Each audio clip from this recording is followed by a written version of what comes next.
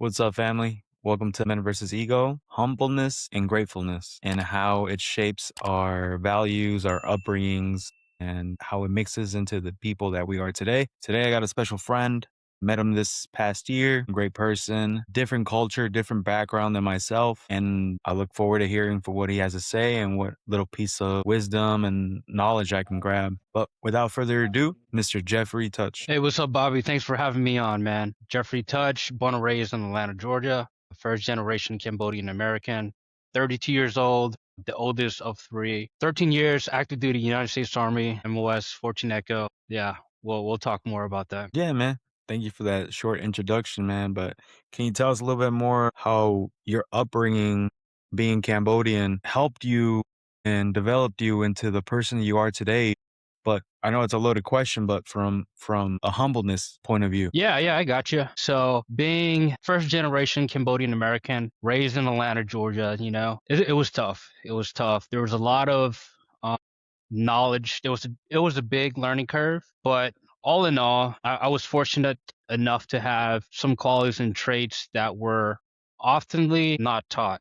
So being humble, being modest, just trying to best do whatever you can do to be successful was a trait of mine, and it got to the position to where I was successful, and I was appreciative of my parents. Though I didn't have the parents that I would like to have, the support that I would wish to have, maybe I would be in a different position in life. But hey, I'm grateful. I've been fortunate. I'm healthy and I'm doing well. So yeah. No, that's good, man. Thanks for sharing that. And I know that you briefly shared to me behind the scenes your religion was, correct me if I'm wrong, Buddhist? Yeah.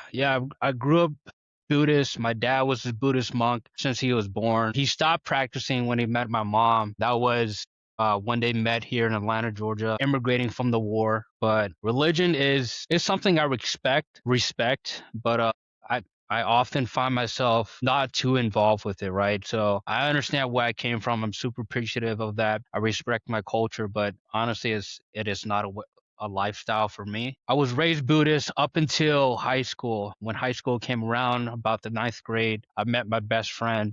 We started talking, and I happened to meet him at the Church of Jesus Christ of Latter-day Saints, otherwise known as, Mormons.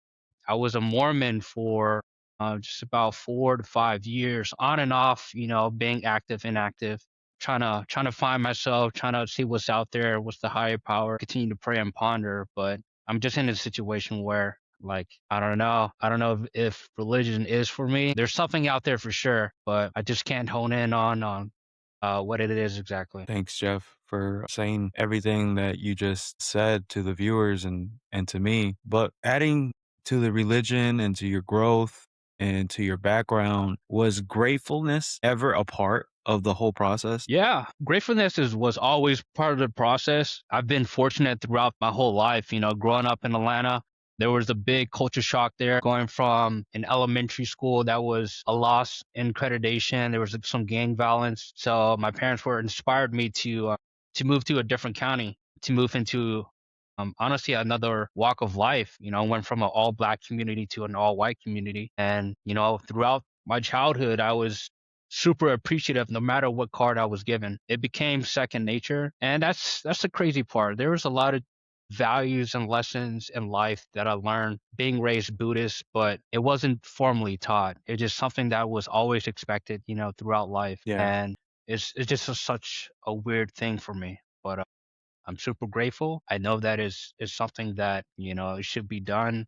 Something that how the way you carry yourself. So yeah. Hey, brother, I don't think we're that much apart as in difference when we have our upbringings. Being Mexican American, we like to think that we're humble as well. To when we come from vending tacos in the streets to having our own restaurant later in the future. But a majority of the Hispanic culture in this example, Mexican, we usually grow up Catholic, man. And so you growing up Buddhist, is that a normal thing as well? Like growing up Buddhist? Yeah, typically all of Southeast Asia is almost all Buddhist. So when you're talking about India and then moving all the way east, Mhm. it's typically Buddhist. But there's some different variation here and there. But it's yeah. And then up until I guess I moved out of the house, I finally had a choice. I kind of lost faith in it, but it's my culture. It was my upbringing. So I respect my ancestor, and I will never forget where I came from. Nah, that's what's up, man. I think that's the humbleness part we're talking about. How a part of our culture, upbringing, the things that we've been through, you and me, kind of made us more humble and look at the big picture instead of just thinking selfishly and thinking about ourselves. But any other points that you want to add to that, man? Any other? I know you mentioned moving from one area to another of Atlanta and finally being better off and going to the school and finding your best friend that introduced you to LDS, right? That's right. Yeah. My message is, hey, to all the Cambodian Americans out there, all the Asian Americans, get out of your comfort zone. You will be surprised on the position you find yourself and how the way you come out. It is a blessing.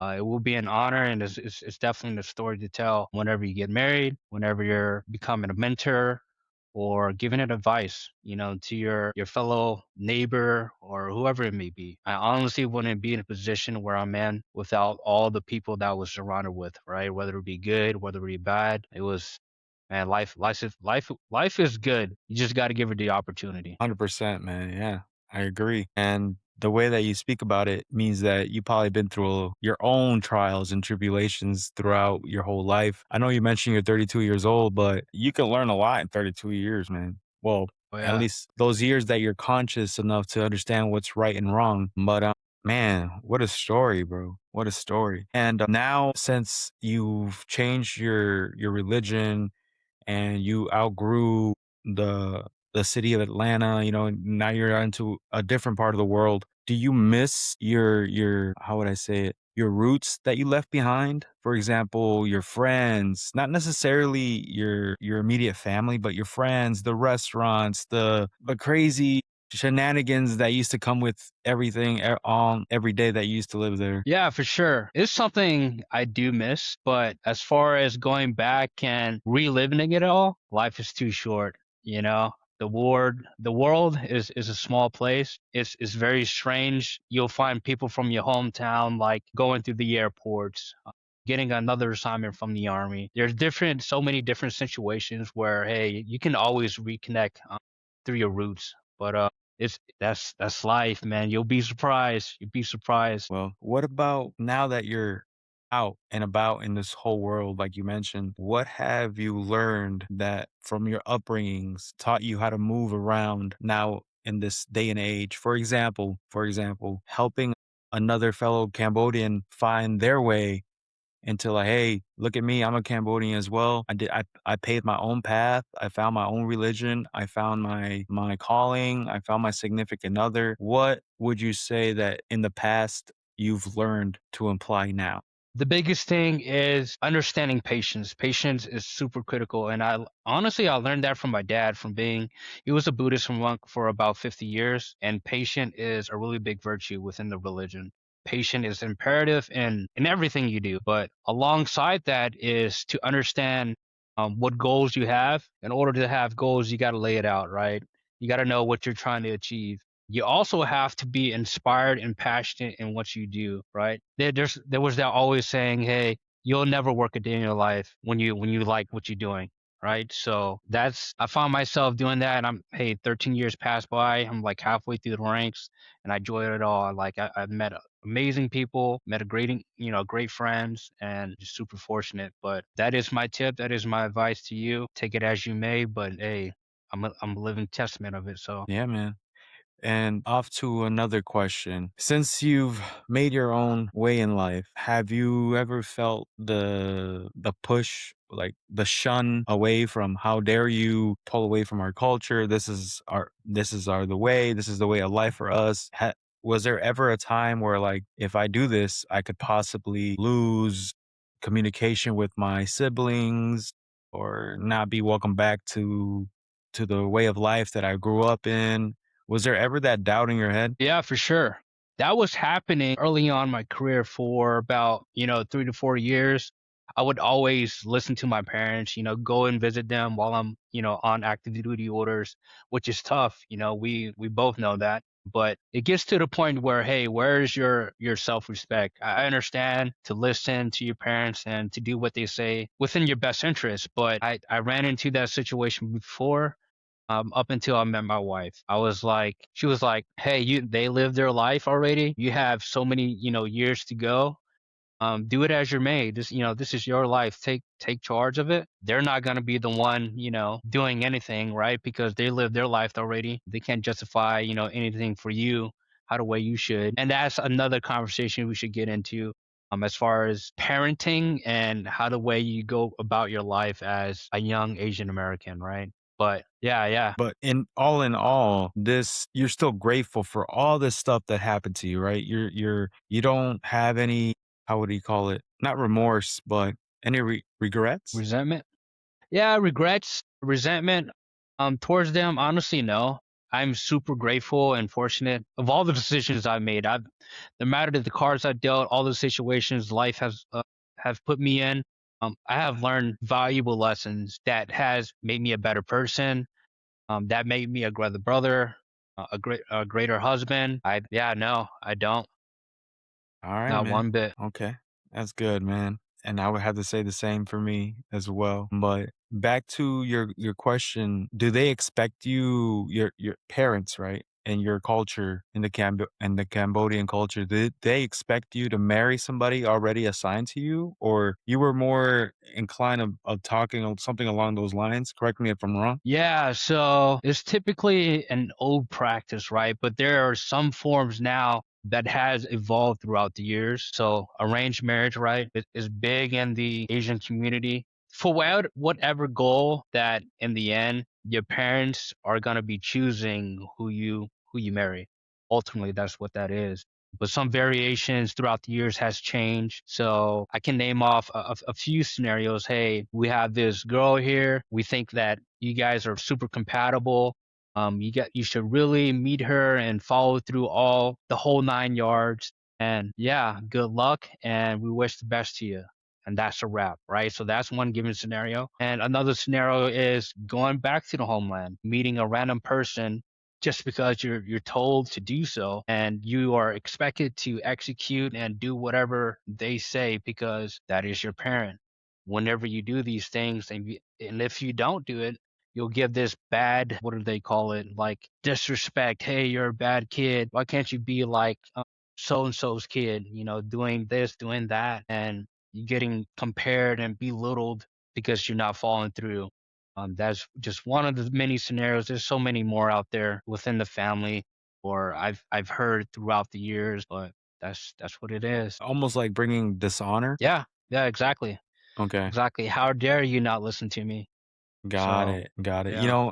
In the Hispanic culture, man, a lot of families still the kids stay in at their parents' house until the proper man comes in and asks for their daughter's hand in marriage, and then finally the kids leave or the daughter leaves the house. But usually up until they find somebody to marry, if the daughter stays until they're properly introduced to the boyfriend, significant other, and then they ask their hand in marriage. So I definitely understand, and it's kind of it. I don't want to say it's my macho man type of vibe, but it's not. It's just the type of upbringing that our great grandfathers, our grandparents grew up with, man. So I understand where you're coming from. Definitely. Even though we don't, well, at least in my family, we never had any, arranged marriages that I knew of, but, definitely they want the proper, courtesy and respect. "Hey, if you're gonna date Yeah, my for sure. daughter, come and ask for her hand. Let me introduce yourself. Who are you? What do you do? What's your background?" But it's very few and far in between now, Yeah, but usually it works out like that, man. yeah. But for sure, Super man. taboo. Yeah, yeah, it's taboo for sure. But being in Atlanta, man, and seeing different, that's a big city, but It seeing is. seeing different cultures around you, did that ever spark a curiosity inside you? Be like, I wonder how this culture, if I switch to this culture, if I get to know this culture, because I know your best friend was a scapegoat for you to find your own religion, like we talked about earlier. Did that ever happen with any other people? To an extent, up until high school was a melting pot for me. You had so many, the school was huge, but you had so many different cultures, so many different people from different walks of life. A lot of them were first generation as well. So they were going through the same footsteps as I was. But as far as exploring culture and religion, to an extent, but I really, at that time, if you would have asked me what it was, I would have said Latter Day Saint, right? Because that's all I knew. That's what I hung out with, right? My best friend was a Latter day Saint. A lot of guys within my group were Latter day Saints. But a few years after that, man, like we all talk about it like, what are we doing? Like we were so young, and honestly, that's the only thing we were exposed to. If we had like travel the world or find something else that was appealing and continue to not, settle at the religion because you were pressured into it. Your peers was also within the religion. So what do? You follow, right? You're like a sheep in the herd. Like, but as of now, I've been exposed and privy to a bunch of things scientifically, historically. But as far as religion, I don't know what it is, man. There's something out there for sure, but I haven't really honed in on it. Okay. Yeah, yeah, for sure, man. I think being a free thinker and like you said, being a sheep and following the herd around can sometimes get you looked at differently. Like, what is he doing? Why are they doing that? Who like they're not supposed to do that. That's different. And it's almost like they don't want you. And when I say they, I mean the group, the people you hang out with, maybe you grew up with. You're not supposed to do that. You're supposed to be a lawyer, a doctor. You're not supposed to go work at some other Fortune 500 company. All of our lineage is doctors. You should be a doctor. I'm like, what? I'm a free thinker. Let me find my own way in life. But Exactly. no, I hear you, man. And how about your humbleness?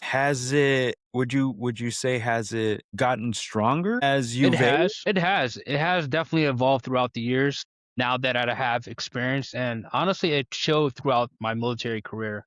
Just how the way you carry yourself, how the way you talk, how the way you treat people. You tend to attract people that are inspired to ask questions, to almost fulfilling the role of a role model for these young men.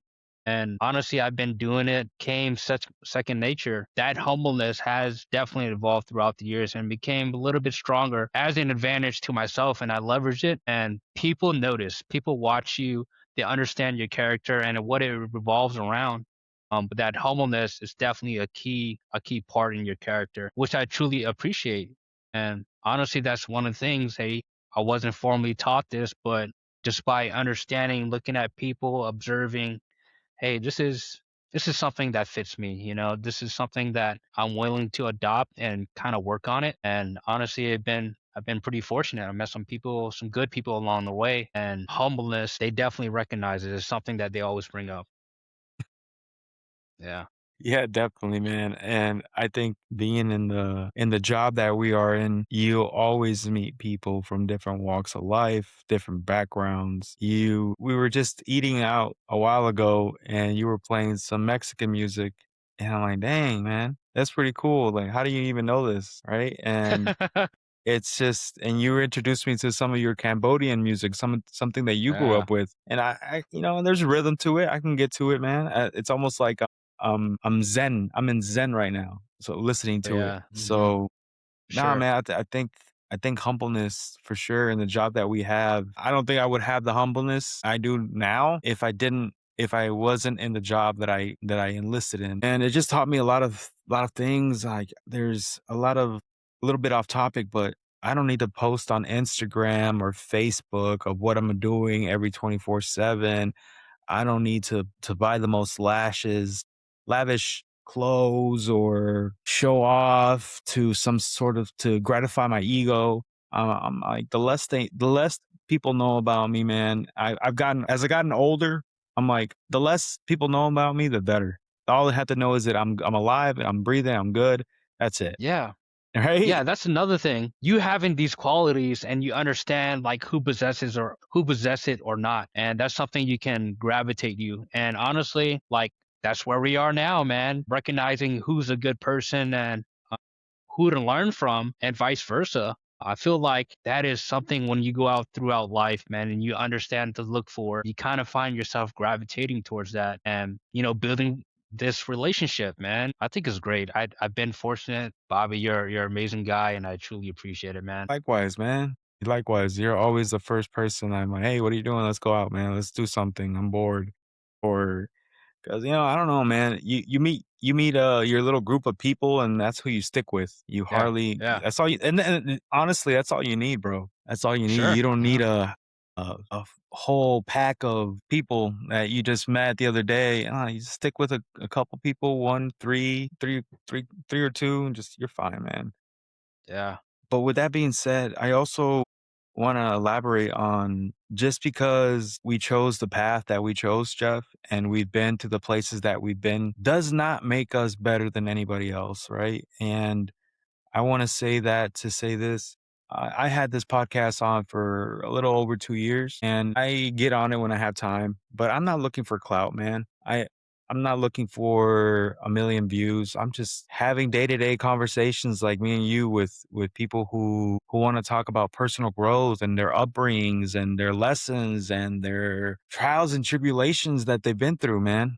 And if that's how it's gonna be, that's how it's gonna be. I'm not looking for anything else, man. And I think you mentioned before, you can tell right away when a person has an ulterior motive to why they're doing things that they are. And I think that that comes with the humbleness part that we're talking about. Like not everything that you do deserves an applause or Hmm. maybe a standing ovation or look at me, look at me. Nah, man.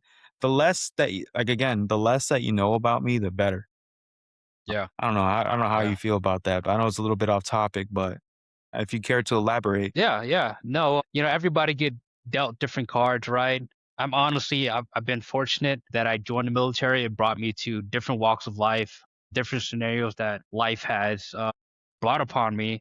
And it's the choices that I made and the people alongside me you surround yourself with kind of tailors, hey, this is my compass. I'm going here. I'm taking this road. I'm going this route. If do whatever that you enjoy doing and you find value and you find it equitable for your own self and you're not compromising any type of moral, I think those people that fall in similar situations, one day, someday, you'll meet them in that walk of life, right? And depending on, well, given so many different situations, you'll meet them and some way you'll gain some knowledge from them. There's a lesson being taught or whatever the case may be, right? So I've been fortunate being here and meeting you, Bobby. It's coming to Guam, man. I was demotivated, right?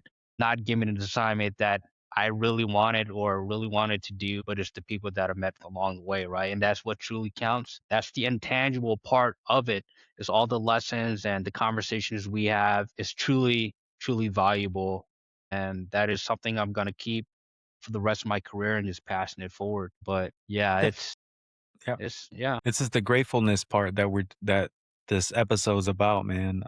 Just being grateful for, like you said, the people that we meet along the way, the lessons that we learn, the things that we go through, the character building, the late nights, the yeah, everything that yeah, comes to us from the day that we're born to the day that we have enough, the day that we know what's right and wrong, to our growing up with our parents' religion and making our own way and finding our own path in life and how they say now flying the nest, leaving the nest and experiencing the world through your own two eyes and making your own choices and finding yourself as a person. And that means falling in your face too, man. That means hitting yeah, yourself in the face, falling in the face, but getting back up and learning the lesson that you have to learn. Regardless if you're Cambodian, regardless if you're Mexican, regardless if you're any other type of nationality, everybody goes through the same things. And it's a thing called life, man. And the people that you meet, man, like you were saying, I'm grateful to met you, man. When the World Cup was going on just a couple weeks ago, and you were down there with me watching Mexico play, that's not your country, man.